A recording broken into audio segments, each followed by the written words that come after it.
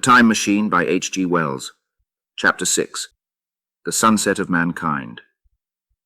A queer thing I soon discovered about my little hosts, and that was their lack of interest. They would come to me with eager cries of astonishment like children, but like children they would soon stop examining me and wander away after some other toy. The dinner and my conversational beginnings ended, I noted for the first time that almost all those who had surrounded me at first were gone. It is odd, too, how speedily I came to disregard these little people. I went out through the portal into the sunlit world again as soon as my hunger was satisfied.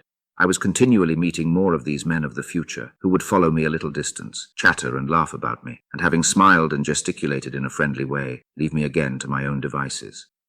The calm of evening was upon the world as I emerged from the great hall, and the scene was lit by the warm glow of the setting sun. At first things were very confusing. Everything was so entirely different from the world I had known, even the flowers.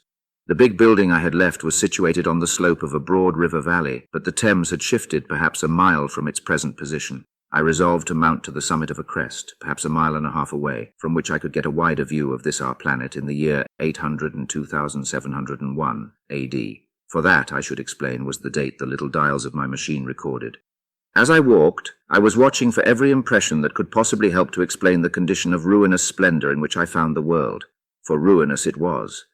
A little way up the hill, for instance, was a great heap of granite, bound together by masses of aluminium, a vast labyrinth of precipitous walls and crumpled heaps, amidst which were thick heaps of very beautiful pagoda-like plants, nettles possibly, but wonderfully tinted with brown about the leaves, and incapable of stinging. It was evidently the derelict remains of some vast structure, to what end built I could not determine. It was here that I was destined, at a later date, to have a very strange experience, the first intimation of a still stranger discovery, but of that I will speak in its proper place. Looking round with a sudden thought from a terrace on which I rested for a while, I realized that there were no small houses to be seen. Apparently the single house and possibly even the household had vanished. Here and there among the greenery were palace-like buildings, but the house and the cottage, which form such characteristic features of our own English landscape, had disappeared. Communism, said I to myself, and on the heels of that came another thought. I looked at the half-dozen little figures that were following me.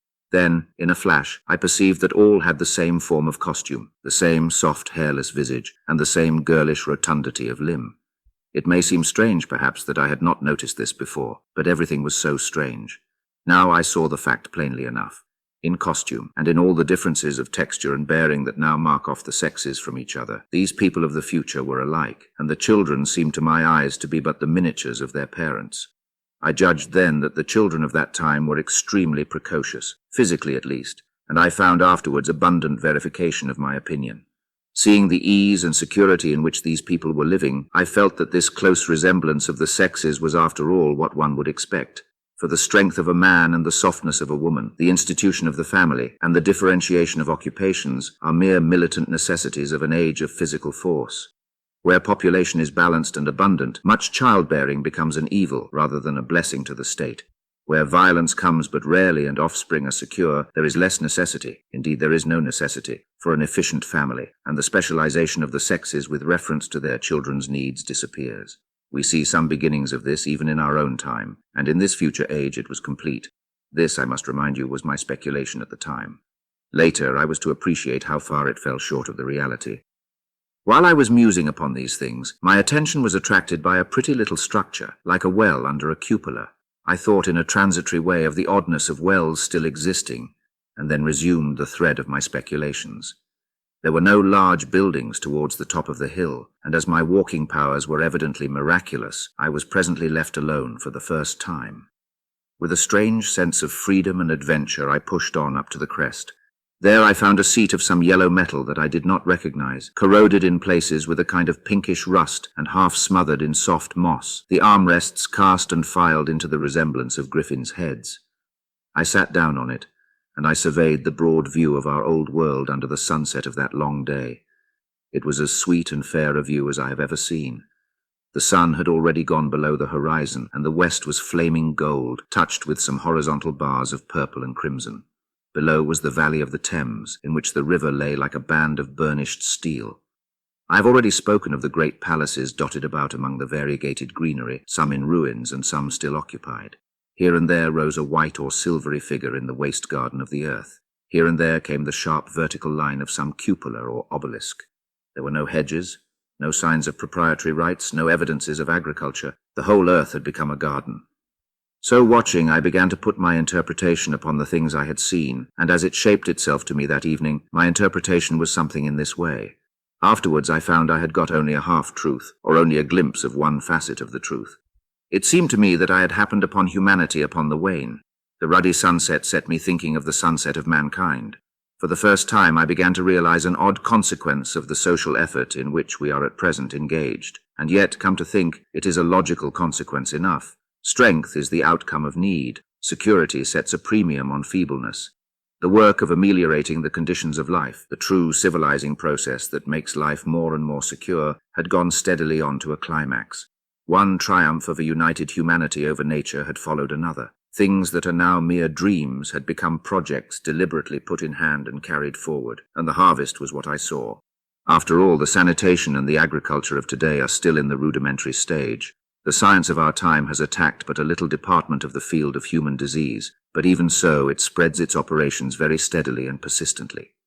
Our agriculture and horticulture destroy a weed just here and there and cultivate perhaps a score or so of wholesome plants, leaving the greater number to fight out a balance as they can. We improve our favorite plants and animals, and how few they are, gradually by selective breeding.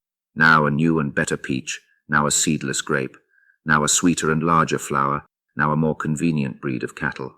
We improve them gradually because our ideals are vague and tentative, and our knowledge is very limited, because nature too is shy and slow in our clumsy hands. Someday all this will be better organized and still better. That is the drift of the current in spite of the eddies. The whole world will be intelligent, educated, and cooperating. Things will move faster and faster towards the subjugation of nature. In the end, wisely and carefully, we shall readjust the balance of animal and vegetable life to suit our human needs. This adjustment, I say, must have been done and done well, done indeed for all time, in the space of time across which my machine had leapt. The air was free from gnats, the earth from weeds or fungi. Everywhere were fruits and sweet and delightful flowers. Brilliant butterflies flew hither and thither. The ideal of preventive medicine was attained. Diseases had been stamped out. I saw no evidence of any contagious diseases during all my stay. And I shall have to tell you later that even the processes of putrefaction and decay had been profoundly affected by these changes. Social triumphs, too, had been effected. I saw mankind housed in splendid shelters, gloriously clothed, and as yet I had found them engaged in no toil. There were no signs of struggle, neither social nor economical struggle. The shop, the advertisement, traffic, all that commerce which constitutes the body of our world, was gone. It was natural on that golden evening that I should jump at the idea of a social paradise. The difficulty of increasing population had been met, I guessed, and population had ceased to increase. But with this change in condition comes inevitably adaptations to the change. What, unless biological science is a mass of errors, is the cause of human intelligence and vigor? Hardship and freedom. Conditions under which the active, strong and subtle survive and the weaker go to the wall. Conditions that put a premium upon the loyal alliance of capable men, upon self-restraint, patience, and decision. And the institution of the family and the emotions that arise therein, the fierce jealousy, the tenderness for offspring, parental self-devotion, all found their justification and support in the imminent dangers of the young. Now, where are these imminent dangers? There is a sentiment arising, and it will grow, against connubial jealousy, against fierce maternity, against passion of all sorts. Unnecessary things now, and things that make us uncomfortable, savage survivals, discords in a refined and pleasant life. I thought of the physical slightness of the people, their lack of intelligence, and those big, abundant ruins, and it strengthened my belief in a perfect conquest of nature. For after the battle comes quiet. Humanity had been strong, energetic, and intelligent, and had used all its abundant vitality to alter the conditions under which it lived. And now came the reaction of the altered conditions. Under the new conditions of perfect comfort and security, that restless energy that with us is strength would become weakness. Even in our own time, certain tendencies and desires, once necessary to survival, are a constant source of failure. Physical courage and the love of battle, for instance, are no great help, may even be hindrances, to a civilized man. And in a state of physical balance and security, power, intellectual as well as physical, would be out of place. For countless years I judged there had been no danger of war or solitary violence, no danger from wild beasts, no wasting disease to require strength of constitution, no need of toil. For such a life, what we should call the weak are as well equipped as the strong are indeed no longer weak. Better equipped indeed they are, for the strong would be fretted by an energy for which there was no outlet. No doubt the exquisite beauty of the buildings I saw was the outcome of the last surgings of the now purposeless energy of mankind before it settled down into perfect harmony with the conditions under which it lived, the flourish of that triumph which began the last great peace. This has ever been the fate of energy and security. It takes to art and to eroticism, and then come languor and decay. Even this artistic impetus would at last die away, had almost died in the time I saw. To adorn themselves with flowers, to dance, to sing in the sunlight, so much was left of the artistic spirit and no more. Even that would fade in the end into a contented inactivity. We are kept keen on the grindstone of pain and necessity, and it seemed to me that here was that hateful grindstone broken at last. As I stood there in the gathering dark, I thought that in this simple explanation I had mastered the problem of the world, mastered the whole secret of these delicious people. Possibly the checks they had devised for the increase of population had succeeded too well, and their numbers had rather diminished than kept stationary. That would account for the abandoned ruins. Very simple was my explanation, and plausible enough, as most wrong theories are.